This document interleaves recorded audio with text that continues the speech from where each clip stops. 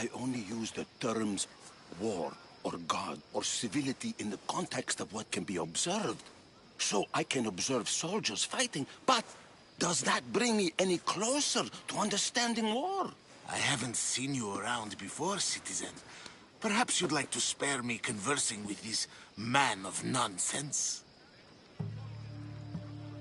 Sure, we can talk. What about? Before Protagoras changed the subject, we were talking about the next great leader of Athens, Cleon.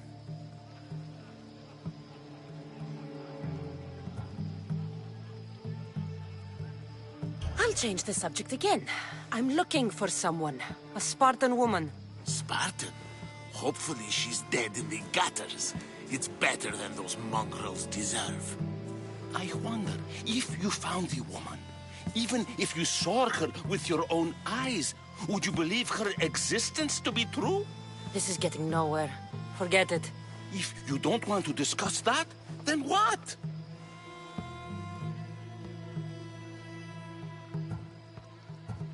If you're an ally of Cleon, why would Pericles invite you? You're not from Athens, outsider. Here, we keep our enemies closest of all. Why isn't Aspasia here? Can you be certain she isn't? To observe her presence is still no guarantee that she is here.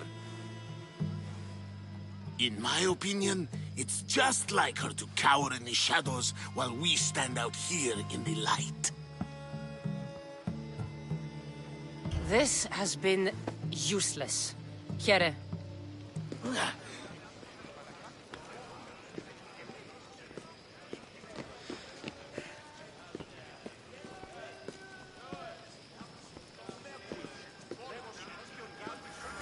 A new face in Pericles' abode! Ha! That in itself is a remarkable thing. You must have seen me doing my impression of Cleon. I call it the Orange Ape. Tell me, what does it think?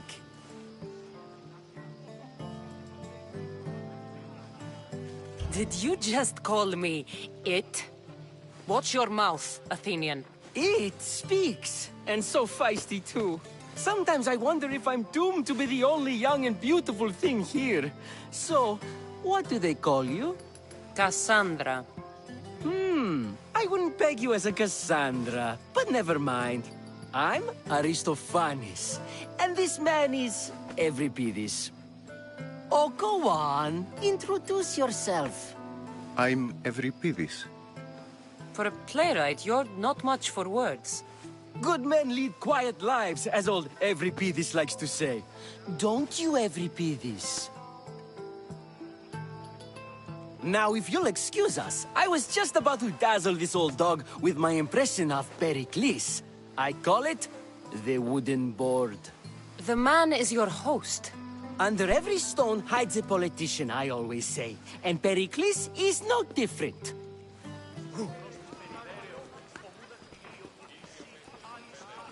It's come back for more. Care to see my impression of Protagoras? I call it the flapping bladder. I'm sure she wouldn't. Well, if you'll excuse us, I'm working on my impression of you. I call it the pretty monkey.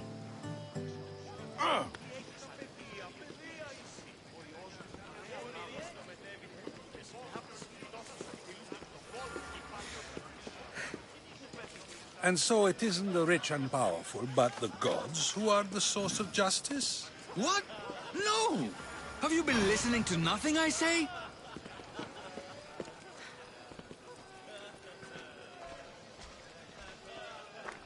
I suppose you've come in here to mock me for my fight with Euripides.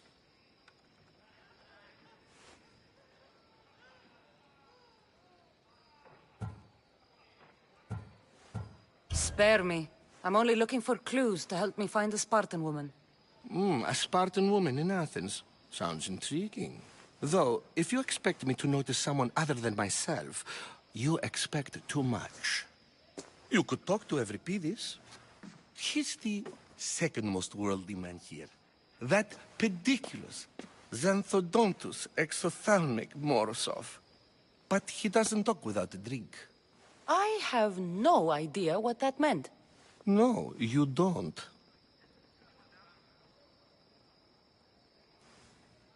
So we get him drunk and he talks. He sounds more Argive than Athenian. Impressive, foreigner. Euripides is from Argos. All right. If nothing else, this party could use the help. You'll need to pick the right wine for this task. The kitchen should have what you need. Let me know when Euripides is done in, and I'll slip away unseen.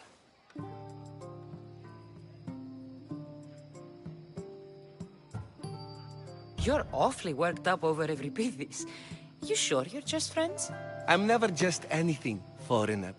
Though I confess, Euripides and I hold a bond deeper than brotherhood. Why he slams it with a banal young plaything, Aristophanes, I will never know. How do you know Pericles? I believe you mean to ask me, how does Pericles know you? I'm the greatest dramatist in the land, mentor to Euripides, lover of Asclepios, father of theater, and so on, and so on. I'm sure it's a real honor to have you hiding in his kitchen. I'll get the wine. Wonderful. Now, if you want some friendly advice, Aristophanes cannot stand sweet wine. I've seen what it can do to him. Absolutely, horrifyingly delightful. It wouldn't be a party without someone losing their stomach. I'll let you know if your plan worked.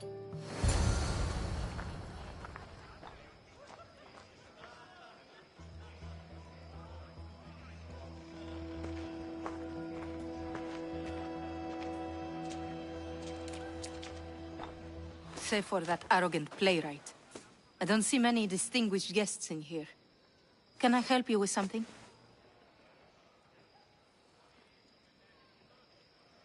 I've come to get your finest dry wine. Yes, take it. But get out of my kitchen. I'm very busy, you know.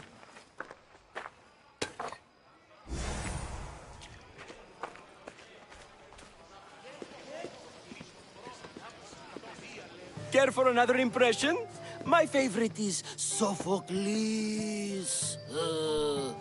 That one isn't funny. When I need to relax, I start a fight. For you, though. Quickly, bring him some wine so that he might say something clever. After my argument with Sophocles, I think I'd rather keep my head clear.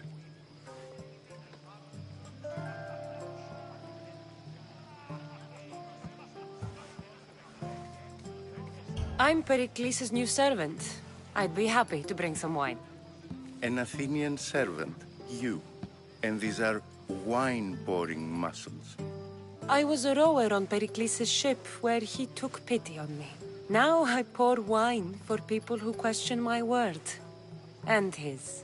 I wasn't questioning, perhaps one drink. To Dionysos.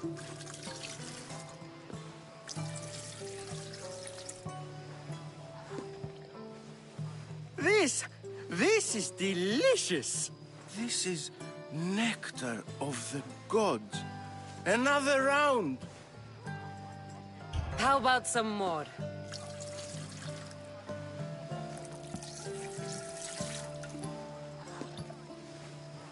Where did you find this delicious wine? It must be Pericles' finest.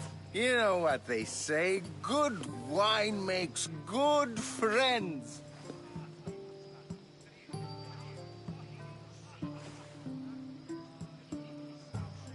I'm only here because I'm searching for someone. And yet it gave us the distinct impression it was here to fill our wine. Let's focus on that first, shall we? Ready for another?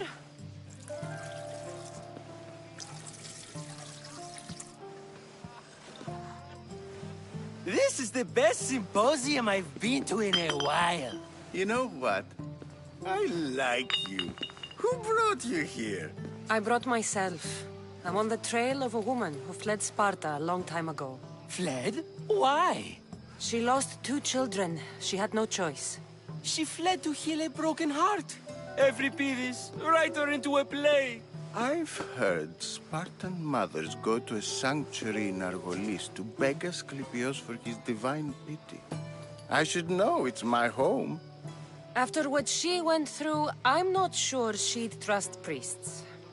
Then she sought my friend, Hippocrates. He's a physician, best of the best. He still keeps his office in Argos. If she went to him for help, there's no doubt he'd have given it. I love getting drunk and singing. Come back if you want to sing with me. I'll think about it. Hippocrates in Argos. Here I come.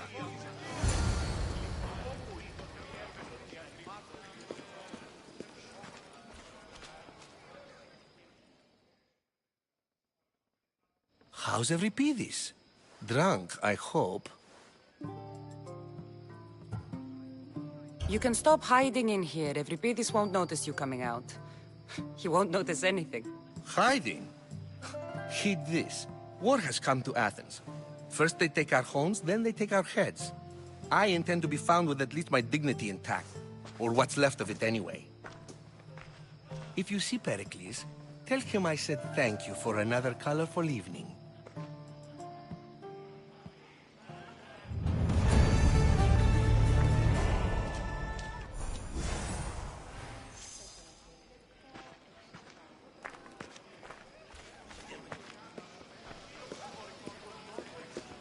Ah, the Mystios from the ostracism. Let's talk later.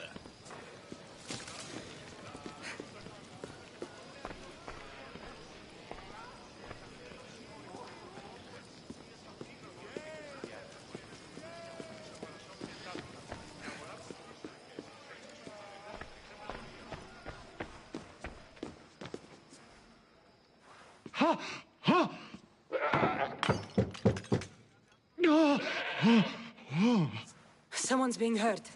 Open this door or I'll kick it in! Don't mind her. She likes to watch.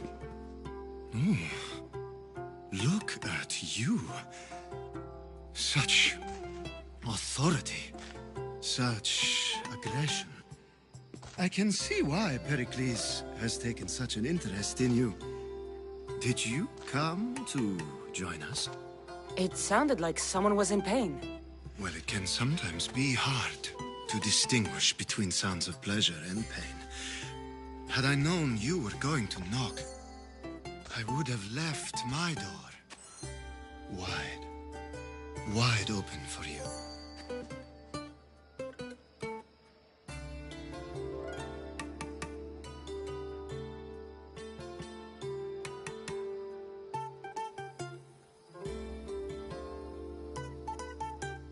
I only came to this symposium to find someone. Sounds like we can help each other then, doesn't it? You fetch us a bit of oil, I help you find who you're looking for. Maybe they're in here. She's not in there. I think I'll check all the same. I come bearing gifts. We're saved! Today, these women grieved for their sons, and these men worked the wall. But tonight, we forget all of that. Let's have some fun! What do you say? Care to join us?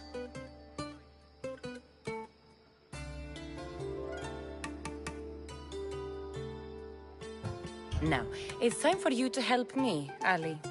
I'm looking for someone. All business right until the end. I like that. Focus. I'm looking for a woman who fled Sparta a long, long time ago. Fled Sparta? No one flees Sparta. But let's pretend she did. If she were stupid, she'd be dead. If she were smart, she'd do what Aspasia did. She'd earn her independence. The smartest and most resourceful women I've ever met have been in Corinthia.